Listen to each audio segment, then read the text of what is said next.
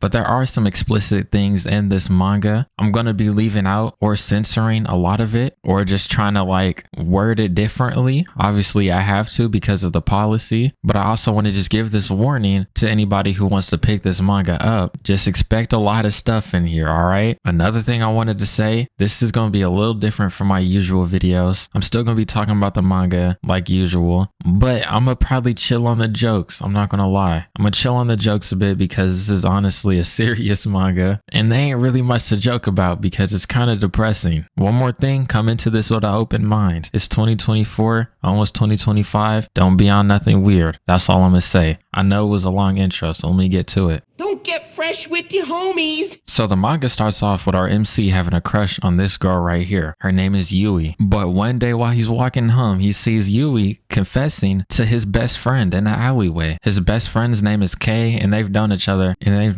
since they were super young. But obviously knowing him forever doesn't stop him from kissing his crush, because Kei just leans in and kisses her right after she confesses. After seeing this, obviously MC is going through it, so he just ends up running away. And after that situation, MC kind of just avoided both of them, both Kei and Yui. He just kept his distance. But then suddenly Kei just moves away. Now we're gonna fast forward 3 years. Now MC's entering a new school, and Yui just happens to be going to the same school MC's going to. And apparently after everything, MC still has a crush on Yui. After 3 years have passed of avoiding her and seeing your best friend make out with her in the alleyway, you still have a crush on her. That's some crazy dedication, man. I gotta hand it to you. I can't even hate. But out of nowhere, this girl comes up to MC and starts talking to him, acting like they already know MC. But MC does not recognize her one bit. But after they get into class and start taking roll call, they figure out that this is Kei. The same Kei that was MC's friend that moved away. The same Kei that kissed MC's crush in front of him. Now obviously both MC and Yui are shocked at Kei's random reappearance and the sudden change of appearance. But you know that's still the homie, so MC walks home with Kei. He's a little anxious and nervous around them, but that's still the homie. Or old homie, I guess. He kind of avoided him for a while, so I wouldn't say he's the homie, but they've been friends at one point, so there's no reason to act unfamiliar. They end up going to Kei's apartment where they live by themselves. Obviously, they haven't seen each other in 3 years, so they're just doing some catching up, chatting about the times that passed. But out of nowhere, Kei just kisses MC. MC ends up pushing Kei away and then running away embarrassed. It was kind of unprovoked. Kei just kissed him while they were having a conversation. Now the next day, Kei came up to MC and Yui and asked them if they wanted to go back and hang at the apartment. So they all go, having their nice little reunion party. But then Yui just starts crying. She starts talking about how she doesn't like that Kei made this change and saying that she liked the old Kei because obviously she had a crush on Kei, but then Kei just changed up everything. So I guess she just started crying. But then out of nowhere, Kei just kisses Yui. And then right after that, Kei kisses MC again. Kei really needs to learn about consent, bro. They did this shit like 3 times already. Yui ends up running off, and then MC follows suit. The next day, Yui came up to MC and asked him how he felt about Kei because she thinks Kei's in love with him. But MC just says he doesn't see Kei in that way. Kind of just throws Kei in the friend zone. Now MC ends up asking Yui if she still even likes Kei, and she says yes, even currently she does. But she feels kind of conflicted because the Kei she knew is different from how they are now. So MC pulls this nice guy act, talking about some, oh, I know how you feel. You can lean on my shoulder if you need to. You know them good guy lines people pull just to get in. And he compliments her a bit. So they end up bonding for a little bit. Now Yui and MC end up hanging out later that day just to talk a little more about this situation. And Yui ends up asking MC who he thinks looks better, her or Kei. And obviously since MC still has a crush on Yui, he's gonna say her. And he kind of practically confesses here and starts spamming her with comments, just talking about his attraction to her for over the years. And I guess the mood was right because they actually almost end up kissing before obviously getting interrupted. The one normal kiss in this manga gets interrupted. Ain't that a bitch? But I guess the progress ain't lost because they ended up holding hands while they walked back home. But when MC got home, Kei was waiting there. So they end up going into MC's room, and Kei ends up asking MC about the little date he had with Yui earlier. Kei obviously knows that MC still likes Yui, and Kei's telling MC that they want to support MC. And I mean Kei wants to really support MC because Kei ends up asking MC if he wants to practice with them them. And I'm not just talking about smooches, I'm talking about going the mile. So they get to practice and MC goes through with it. But before anything gets too far, they end up both getting called to dinner. You know what's crazy? Yui was thinking about MC the whole time that was happening. Next day, MC and Yui were having a little romantical moment. But then K pops up and K starts messing with MC a bit, teasing him about what they did last night. Not flat out saying it, but just saying shit that's gonna make MC embarrassed. Kind of like hinting at it. But then Yui steps between them, trying to defend MC. That's when Yui asks K if she can speak with them. So after school, both of them go back to K's apartment. I swear this is the only location they like to go to. So Yui ends up asking K how they feel about MC. But K ends up just giving like this very vague answer, like a yeah, maybe, but nah, not really kind of answer, saying everything besides answering the question. So then Yui just tells K that she likes MC and that she wants to go out with him.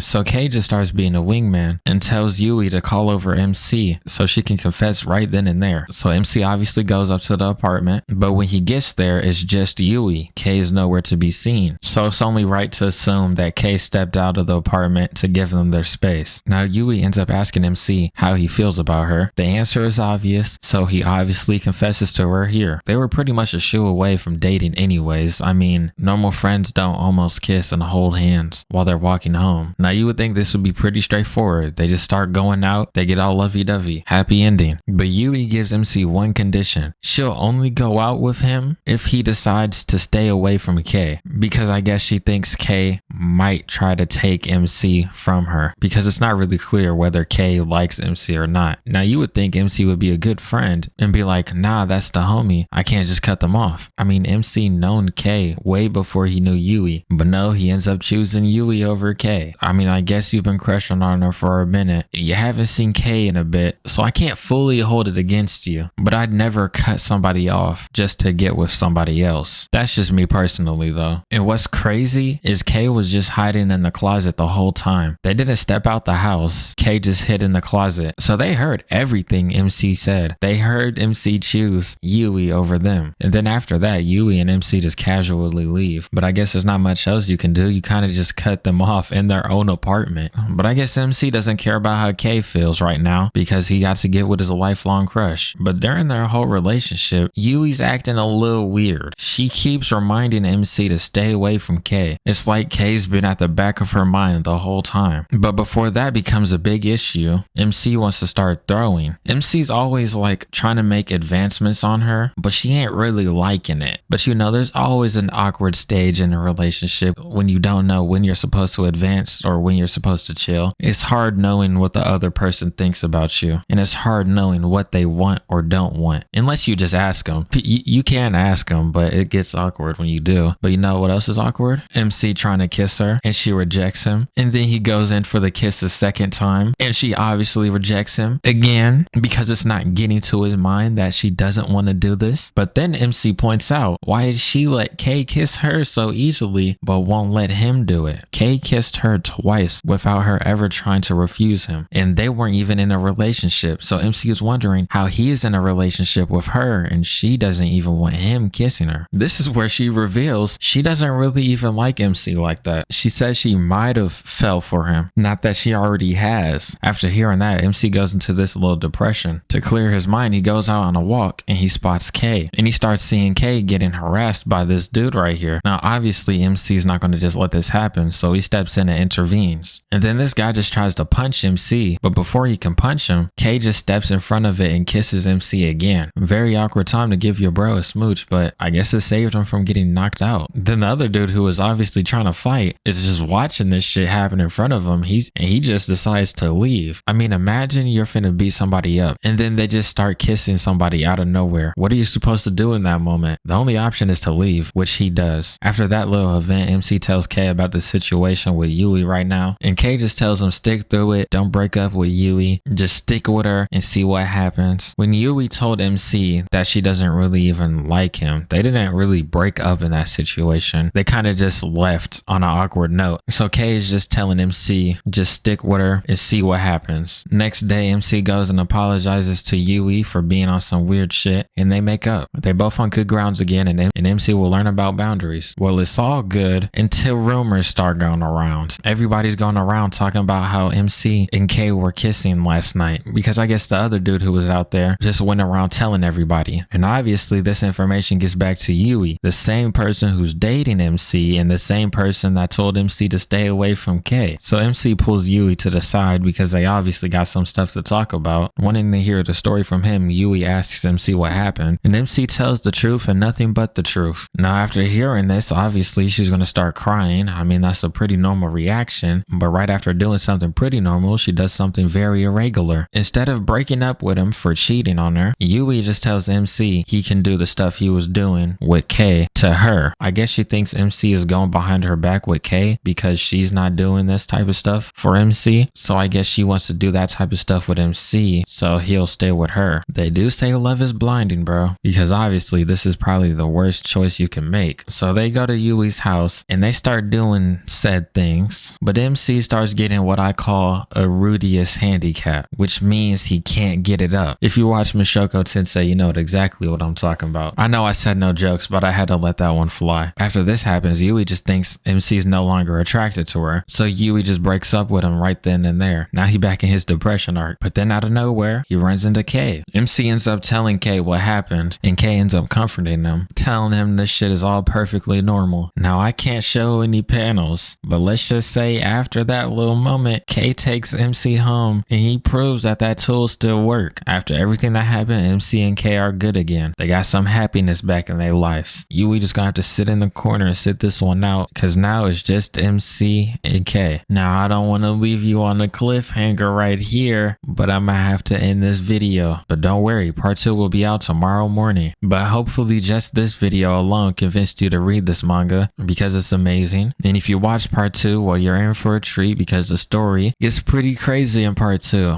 So yeah, I'm just gonna leave you with a cliffhanger, get you a little anxious, and hopefully you come back for the second part that will be dropping in the morning. All the casuals are used to this. I always do multi-parts with mangas.